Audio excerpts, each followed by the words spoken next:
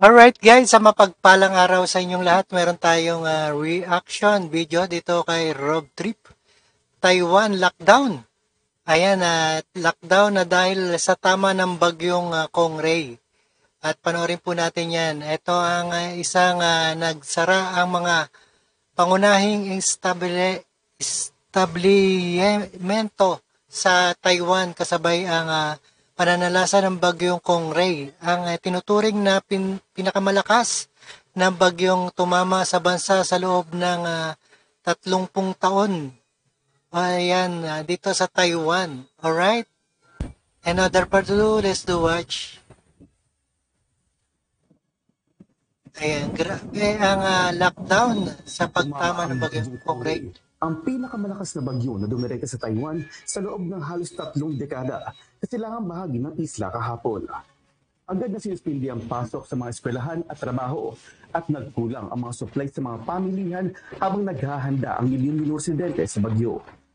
Umabot ang hangin ng bagyong Kongray ng mahigit 200 kilometers per hour bago ito nakarating sa Taiwan dahilan upang kanselahin ng mga daan-daang flights, trips at pagkasaraan ng stock exchange ng bansa.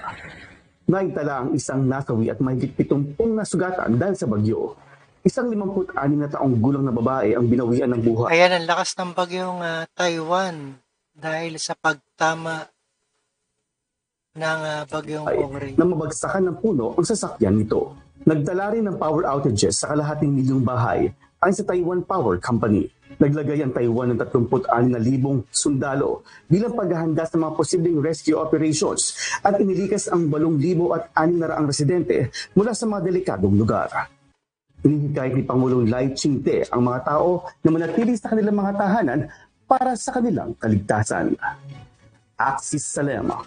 Alright guys, ito ang latest na balita dito sa Taiwan. Taiwan nag-lockdown na dahil sa tama ng bagyong Kongray. Alright, maraming salamat sa panonood. Keep safe and healthy sa inyong lahat. At lagi natin magpasalamat na hindi ganyan kalakas ang dito sa Pilipinas. Alright, maraming salamat sa inyong lahat and peace out.